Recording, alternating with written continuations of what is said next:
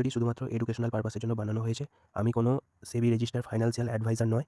কেউ যদি বাই অথবা সেল করেন নিজের রিস্কে নিজে করবেন। হ্যালো ট্রেডার্স, আজকে মার্কেট কীরকম কী মুভ দেবে বা কীরকম কী ভিউ হতে পারে যদি আমরা অ্যানালাইসিস করি। দেখো প্রথমে আমরা 1 ঘন্টায় বিভিন্ন জোনগুলো টেনে নেবো, সাপোর্ট রেজিস্ট্যান্স। কারণ আমি প্রতিদিন অ্যানালাইসিস ভিডিও দিই, সিম্পল অ্যানালাইসিস ভিডিও সাপোর্ট আর রেজিস্ট্যান্সের ওপর। ব্রেকআউট ব্রেকডাউন দিলেই তারপর রিটেস্টে আমার এন্ট্রি হয়, ঠিক আছে। সেই অনুযায়ী যদি আমরা দেখো আজকে একটা মার্কেট এখন সাপোর্ট জোনে ট্রেড করছে। যদি ভালো করে দেখো মার্কেট এখানে এসে সাপোর্ট নিয়েছে, আপসাইড মুভ দিয়েছে, ডাউনফল করেছে, ব্রেকডাউন দিয়েছে, দেওয়ার পর রিটেস্ট করেছে, করার পর ডাউনফল, বড় ডাউনফল করেছে, ঠিক আছে।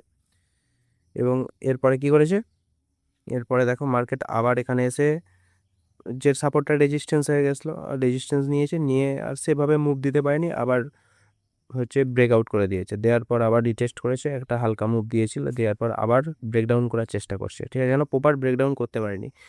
ব্রেকডাউনের সময় এইরকম বড় বড় ক্যান্ডেল দিয়ে যখন ব্রেকডাউন করবে না বা ব্রেকআউট করবে, সেগুলো আমাদের প্রপার ব্রেকআউট হবে, ঠিক আছে। এটা আমাদের মাথায় রাখতে হবে। তাহলে এটা সাপোর্ট জোন হয়ে গেল। সেমভাবে যদি রেজিস্ট্যান্স জোন খুঁজি, তাহলে দেখো এটা রেজিস্ট্যান্স জোন। দেখো মার্কেট বারবার টাচ করেছে। যদি প্রথম থেকে এখানে অনেকবার রিজেকশন নিয়েছে, এখানে এসে রিজেকশন নিয়েছে, নেওয়ার পর ডাউনফল করেছে, তার মানে এটা হয়ে গেল রেজিস্ট্যান্স জোন। এখন মার্কেট এই সাপোর্ট আর রেজিস্ট্যান্সের মধ্যে আছে। এর পরবর্তী যদি জোনগুলো আমরা খুঁজে নিই, কোথায় দেখতে পাবো, দেখো এটা একটা সাপোর্ট জোন। কেন?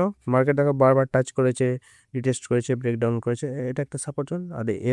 আর রেজিস্ট্যান্স জোন যদি আরেকটা খুঁজি, তাহলে আমরা কোথায় দেখতে পাবো, এটা দেখো মার্কেট এখানে ডাউনফল করেছে, করার পর ব্রেকডাউন দিয়েছে, রিটেস্ট করেছে, করার পর ডাউনফল করেছে। এটা সেই জন্য আমাদের একটা স্ট্রং রেজিস্ট্যান্স হয়ে গেল, ঠিক আছে। হ্যাঁ দেখো মার্কেট ভিউ কী হতে পারে।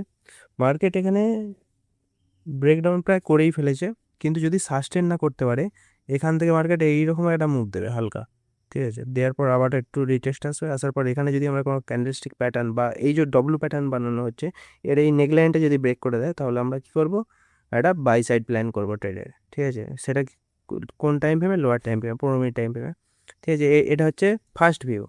এবার যদি এটা গেল বাই সাইড ভিউ। এবার যদি সেল সাইড ভিউ দেখি, তাহলে কি দেখবো, মার্কেট এখানে একটা বড় মুভ দেবে, দেওয়ার পর ছোট্ট করে রিটেস্ট যাবে, ঠিক আছে। রিটেস্টের পর এখানে যদি কোনো ক্যান্ডেলস্টিক প্যাটার্ন বা প্রাইস অ্যাকশন বানায়, লোয়ার টাইম ফ্রেমে আমরা যদি দেখতে পাই, কি করব, আমরা ডাউন সাইড প্ল্যান করব। এইগুলো গেল ফার্স্ট ভিউ।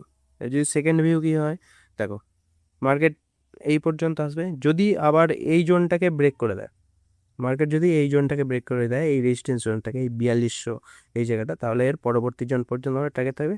কিন্তু যেহেতু আমাদের ডেলি অ্যানালাইসিস হয়, তাই আমরা ডেলি ছোটোই টার্গেট রাখবো। তাহলে আমাদের ফার্স্ট টার্গেট থাকছে এই 4200-র কাছাকাছি, যদি আপসাইড যায়। আর যদি ডাউন সাইড যায়, তাহলে আমাদের এই 4070 এই পর্যন্ত আমাদের টার্গেট থাকবে। Thank you for watching this video. If you enjoyed it, please hit the like button and the bell notification icon.